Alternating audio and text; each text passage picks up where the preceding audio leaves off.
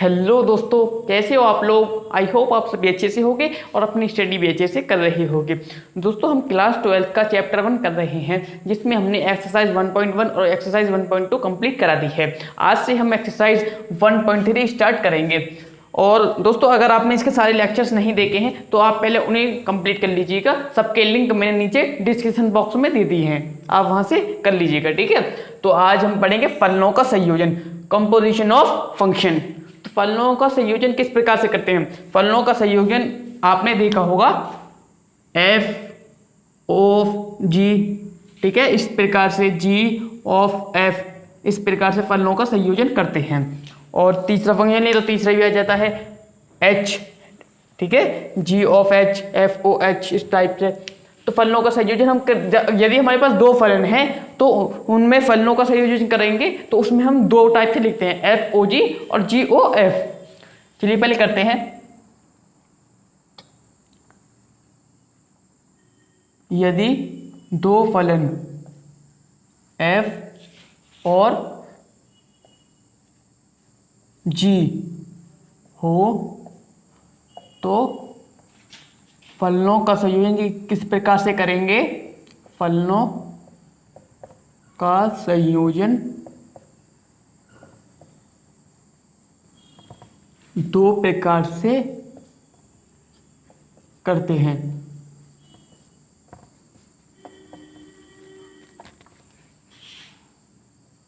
हैं। जैसे F of जी, ठीक है, और जी ऑफ एफ। फलनों, यदि हमारे पास दो फंक्शन दिए हैं, दो फलन दिए हैं एफ और जी, तो उनका संयोजन किस प्रकार से करेंगे, एफ ऑफ जी और जी ऑफ एफ। ठीक है, तो देखिए कैसे करते हैं।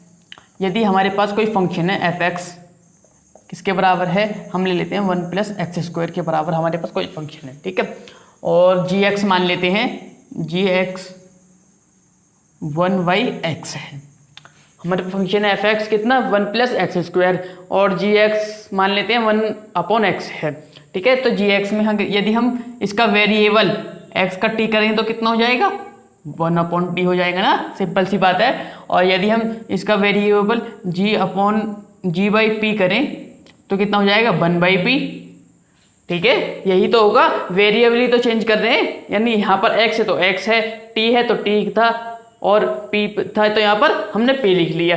यदि मैं इसका x का मान 1 रख दूं तो कितना हो जाएगा, 1/1 यानी कि 1, ठीक है ना।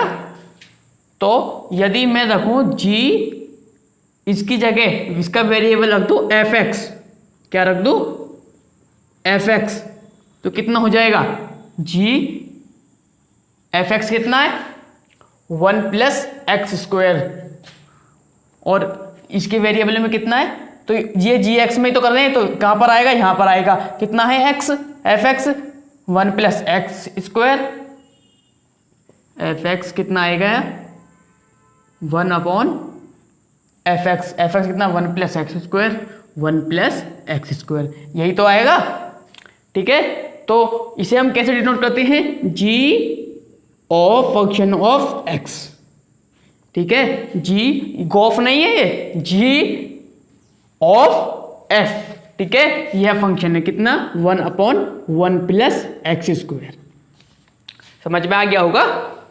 यदि ये तो है जी ओ एफ, यदि हम करें एफ ओ जी निकालें, एफ ओ जी निकालें, फंक्शन कितना है हमारे पास, एफ एक्स 1 + x², ठीक है, जी एक्स कितना है हमारे पास, 1/x, जी एक्स कितना है, 1/x। तो हम निकाले एफ ओ जी, यानी एफ ऑफ जी एक्स, ठीक है। तो कैसे निकालेंगे, फंक्शन ऑफ जी एक्स, तो फंक्शन क्या है, 1 + x², तो क्या लिखेंगे, 1 + x की जगह क्या आएगा, जी एक्स का मान कितना है, 1/x, 1/x, तो इसकी पावर कितनी हो जाएगी, स्क्वायर, ठीक है। तो कितना हो जाएगा 1 + 1/x² एंड x² यहाँ पर आ गया और x square plus 1 upon x square, यही तो आया। तो इसे फंक्शन ऑफ जी एक्स को किस प्रकार से लिखते हैं, एफ ऑफ जी। ठीक है, समझ में आ गया। आई होप आपको बहुत ही इजीली समझ में आ गया होगा। तो कैसे फलनों का संयोजन किस प्रकार से करते हैं, यानी कंपोजिशन ऑफ फंक्शन। यदि हमारे पास दो फंक्शन है एफ ऑफ जी, तो फलनों का संयोजन दो प्रकार से करेंगे, एफ ओ जी और जी ओ एफ। फॉग नहीं है, परफ्यूम वाला फॉग नहीं है, खाली एफ, ये फंक्शन ऑफ जी। ठीक है, फंक्शन ऑफ जी और जी ओ एफ। ठीक है, तो एफ एक्स कितना हमारे पास, मैंने मान लिया 1 प्लस एक्स स्क्वायर है, जी एक्स कितना 1 बाई एक्स है। तो यदि मैं इसका वेरिएबल टी रखूं तो 1 बाई टी हो जाएगा जी में, और पी रखूं तो 1 बाई पी, 1 रखूं तो 1 हो जाएगा, क्योंकि 1 और ये कितना है 1, 1 से 1 कट जाएगा, कितना आएगा 1 ही तो आएगा। तो यदि मैं एफ एक्स, इसका वेरिएबल एफ एक्स लिखूं तो कितना हो जाएगा, जी में क्या है 1 अपॉन एक्स, तो एक्स की जगह वेरिएबल में मैंने क्या लिखा है एफ एक्स कितना 1 प्लस एक्स स्क्वायर। तो इस प्रकार से है क्या, इसे बोलेंगे जी ऑफ एफ। ऐसे ही एफ एक्स ये है और एफ एक्स ये है, वही है, और एफ जी एक्स निकालेंगे, एफ ऑफ जी एक्स निकालेंगे। यहाँ पर इसका वेरिएबल एफ क्या है, जी एक्स है, तो कितना आ जाएगा यहाँ पर जी एक्स 1 अपॉन एक्स। ठीक है, और ये क्या है इसका स्क्वायर, तो स्क्वायर हो जाएगा 1 अपॉन एक्स स्क्वायर, और ये 1 प्लस एक्स स्क्वायर का मल्टीप्लाई यहाँ कर देंगे, x square plus 1 upon x square. ठीक है, इस प्रकार से क्या करते हैं, फलनों का संयोजन करते हैं। इसे नोट कीजिए, थोड़ा सा डीपली और बताता हूँ आपको। चलिए उसके बाद समझते हैं इसकी परिभाषा के बारे में। इसकी परिभाषा क्या है इसे मैं अभी पूरी सिद्ध करके बताऊंगा। पहले आप सिर्फ इतना समझ लीजिए कि दो फंक्शन है एफ और जी, जहां पर एफ क्या है ए से बी में है, ये क्या है ए, ये क्या है बी, ये क्या है सी। तो एफ क्या है फंक्शन ए से बी में है। ठीक है, यह है हमारा एफ है, यह एफ फंक्शन है। और दूसरा क्या है जी, जी क्या है बी से सी में है,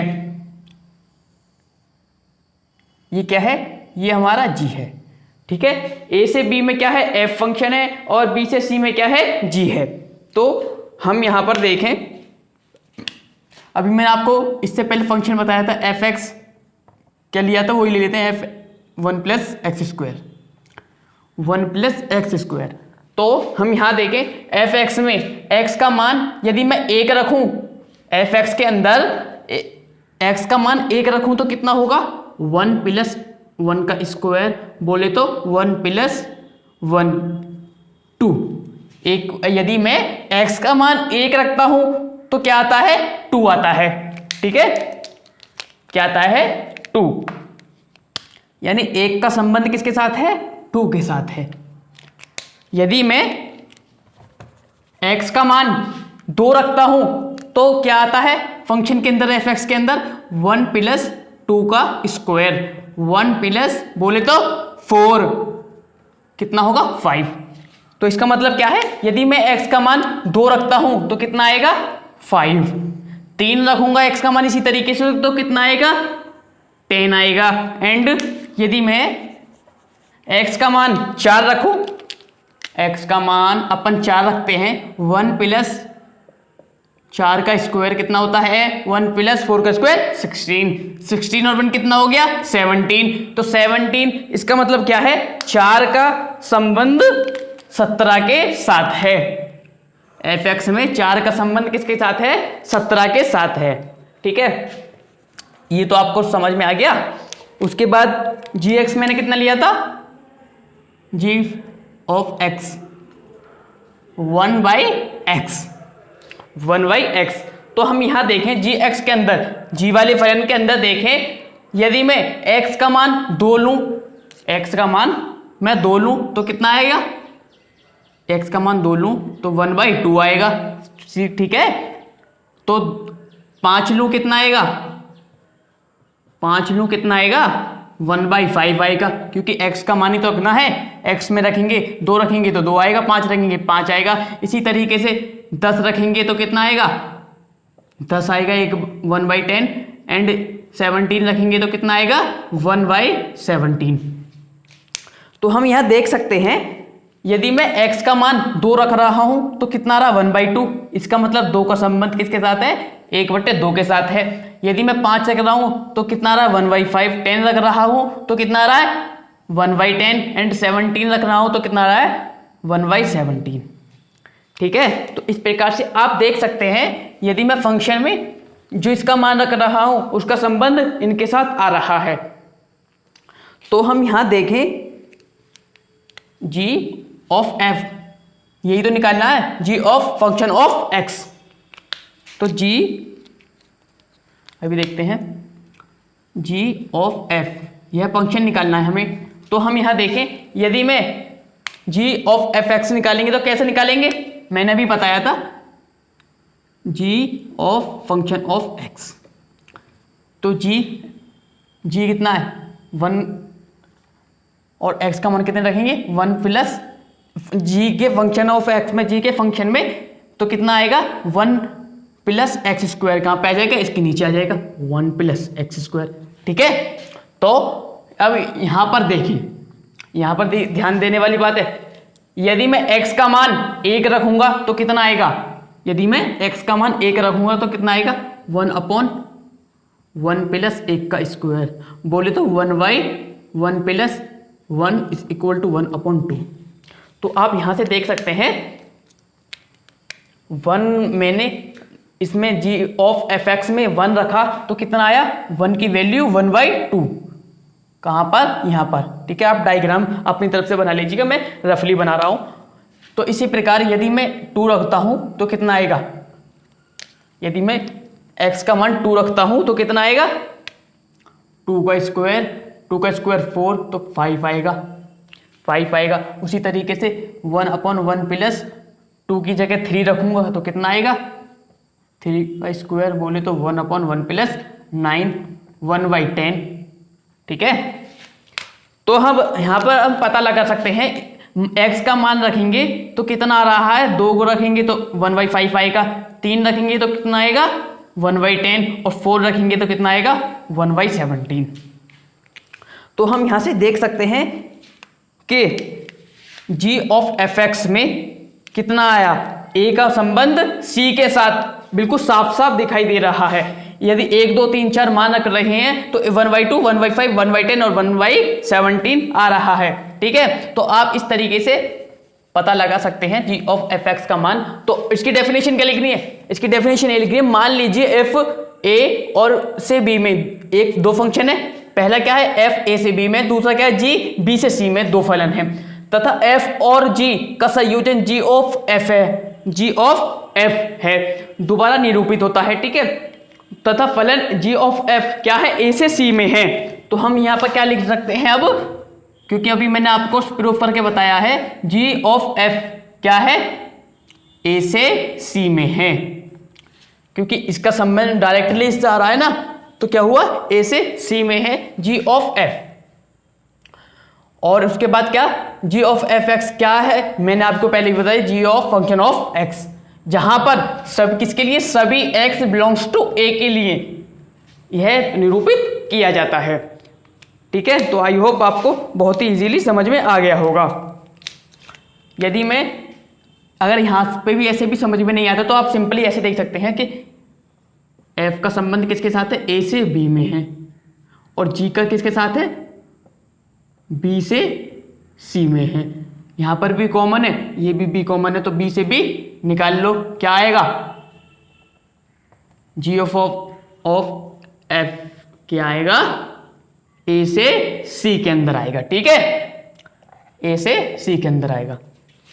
तो इस तरीके से आप समझ गए होंगे।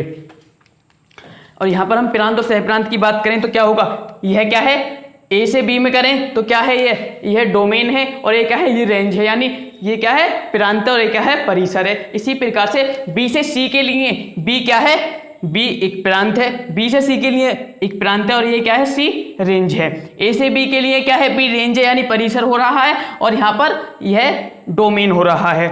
तो हम क्या करेंगे, a से c में है, जहां